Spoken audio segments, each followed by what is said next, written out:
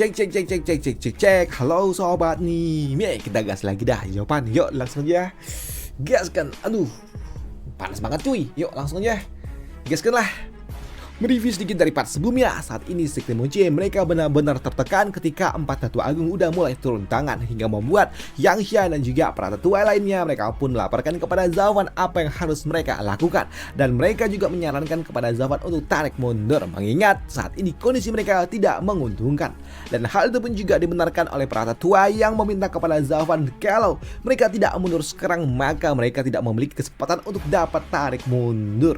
Tapi untuk Zhaofan dia mengatakan untuk tidak perlu khawatir dan mereka nggak punya pilihan lain selain menembus dan juga menghancurkan mereka semua yang ada di tempat ini. Bertaruh dengan total tenggelam atau tamat, ucap dari Zhaofan. Dalam arti lain, Zhaofan mengatakan kalau mereka nggak punya cara lain, harus maju dan tidak ada jalan mundur. Yang tentunya hal itu juga menarik perhatian bagi mereka bertiga. Mereka pun bingung dengan apa yang dimaksud oleh Zhaofan, hingga membuat Yang Xia dia pun kembali bertanya, lalu apa yang harus mereka lakukan sekarang? Apakah mereka benar-benar hanya akan berjuang hingga titik darah penghabisan? Ucap dari Yang Xia. Tapi Zhaofan mengatakan tidak perlu sampai seperti itu. Dan di sini Zhaofan dia juga meminta kepada mereka untuk segera menangkap Master Sekte Xuan, yang membuat kini mereka pun langsung melirik ke arah Master Sekte Xuan ketika Zhaofan mulai menargetkan orang tua itu. Sedangkan untuk Master Sekte Xuan dia juga langsung keringat dingin ketika dia dijadikan target oleh Zhaofan. Tapi dia mengatakan kalau untuk dapat menangkap dirinya bukanlah hal yang mudah. Kau pikir kau bisa menangkapku dan menjadikanku sebagai tameng? Itu adalah sebelah itu Zhaofan, ucap dari orang tua itu. Tapi untuk Yang Xia, mudah ataupun tidak, mari kita coba terlebih dahulu karena kita tidak akan tahu, ucap dari Yang Xia. Yang membuat kini Yang Xia dia meminta kepada seluruh murid dan juga para tetua dari Sekte Moche untuk bersatu menjatuhkan orang tua yang ada di depan sana, karena saat ini harapan mereka hanya menangkap orang tua itu, ucap dari Yang Xia. Yang tentunya hal itu juga mengejutkan bagi orang tua ini, karena seketika seluruh tetua dari Sekte Moche mereka mulai mengalihkan fokus mereka kepada Master Sekte Xuan, yang membuat di sini para tetua dari Sekte Xuan mereka juga tahu kalau ini sangat berbahaya dan mereka juga langsung tarik mundur mencoba untuk dapat melindungi Master Sekte mereka, karena memang para tetua dari Sekte Moche mereka kini menargetkan Master Sekte Xuan. Mereka semua menargetkannya, yang membuat Master Sekte Xuan dia juga tahu kalau ini sangat amat berbahaya.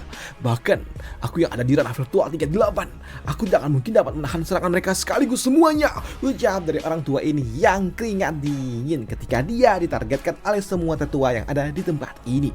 Tapi di sini tetua dari Sekte Moche ketika mereka menargetkan Master Sekte Xuan, mereka juga tidak menyadari kalau ternyata ada yang menjatuhkan formasi mereka, dan itu adalah jiwa naga bumi yang meraung. Susunan formasi orang-orang tua itu yang membuat Yang Xia yang melihatnya dia pun tahu kalau ini sangat berbahaya. Saat ini 4 orang tua itu mereka telah datang cepat sekali, ucap dari Yang Xia yang mulai panik. Tapi untuk orang tua ini dia pun senang ketika tetua agung udah mulai datang ke arah dirinya. Haha, Zhaofan, aku tidak lagi tertarik dengan dirimu, dan sekarang lihatlah, 4 tetua agung dari Sekte Xuan Tian mereka telah datang di tempat ini dan kau akan tamat, dan ini adalah kesalahanmu, ucap dari orang tua itu. Dan sekarang mustahil bagi kau untuk dapat mengalahkanku. Zhaofan, jika kau mengincarku maka kau harus melewati 4 tetua agung dulu, ucap dari orang tua itu. Dan itu juga dilakukan oleh si Tengi ini yang memprovokasi Zhaofan kalau Zhaofan hanyalah iblis sampah yang tidak berguna, dan kau berani-beraninya merayu adik juniorku. Dan sekarang lihatlah, aku akan mencabik-cabikmu dan aku akan menjadikan kau makanan hewan ternak, ucap dari si Tengi ini yang songong. Sedangkan untuk Zhaofan dan juga para tetua lainnya mereka hanya dapat terdiam saja melihat provokasi yang diberikan oleh orang-orang itu. Tapi di sini untuk Zhaofan dia pun mengatakan kalau dirinya baiklah tidak punya pilihan lain selain harus menggunakan kado draft terakhirku, dan kalian yang telah memaksaku jadi aku harap kalian tidak menyesal, ucap dari Zhaofan yang masih dapat terlihat tenang. Namun melihat Zhaofan yang udah mulai maju sendiri tentunya membuat Yang Xia dia pun bertanya apakah Zhaofan akan turun tangan menghadapi 4 orang tua itu.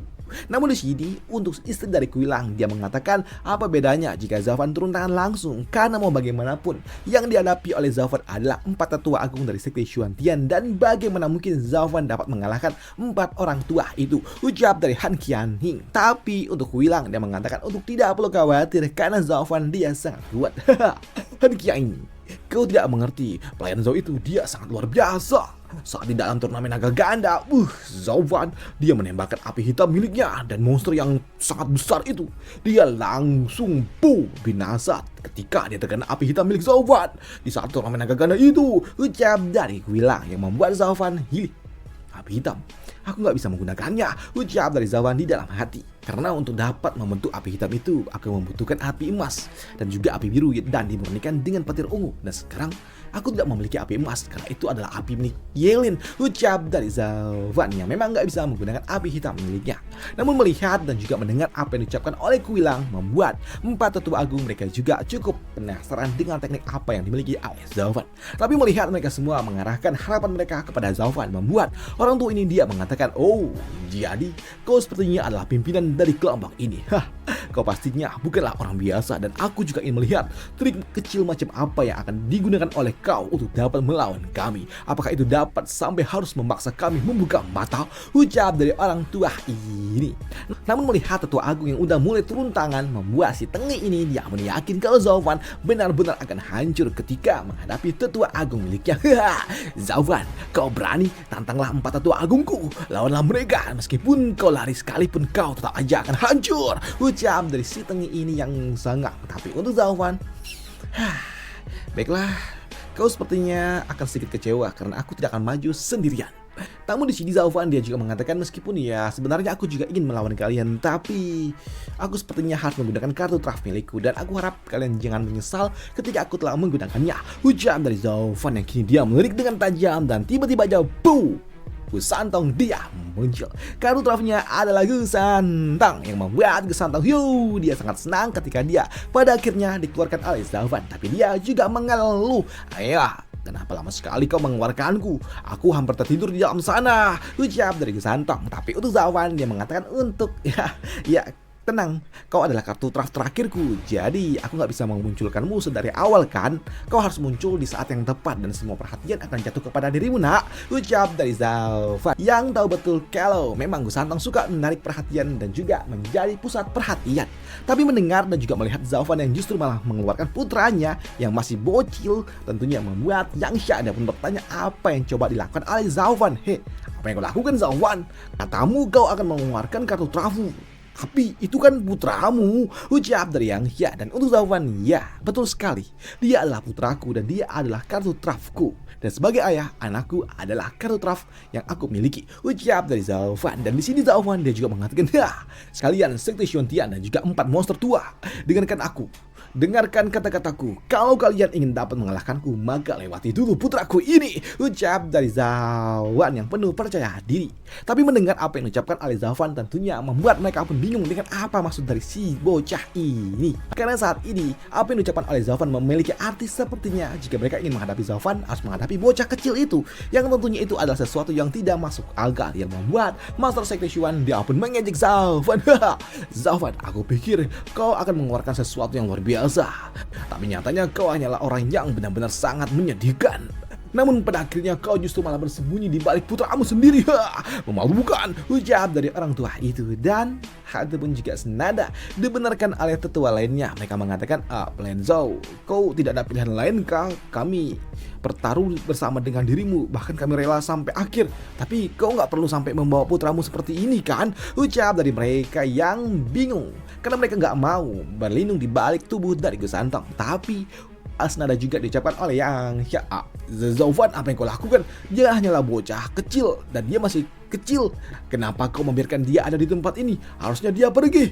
Di masa depan harusnya dia bisa membalaskan dendam kita kan? Ucap dari Yang Xia yang bingung dengan apa yang dipikirkan oleh Zhao Fan. Namun mendengar dirinya yang diragukan kemampuannya tentunya membuat Gusantong dia pun benar-benar kesal dan dia kesal juga dengan Yang Xia yang mengatakan seperti itu. Dan itu membuat Gusantong dia mengatakan, dasar gemuk, satu kali lagi kau mengatakan hal seperti itu, aku putar lehermu, ucap dari Gusantong. Apalagi saat ini Yang Xia melihat Gusantong yang marah justru malah membuatnya senang dan dia merasa kalau Gusantong terlalu imut dan itu membuatnya mengelus-elus kepala Gusantong yang membuat Gusantong tambah marah. Berani-beraninya kau menyentuh tuan muda ini. Tuan muda ini sangat benci jika disentuh oleh orang lain, ucap dari Gusantong yang marah. Namun amarah dari Gusantong tiba-tiba hilang ketika Di sini Cucu udah mulai turun tangan, di mana Cucu mengatakan, "Hey, kau adalah Gusantong kan? Jadi kau yang akan menyelamatkan kami kah?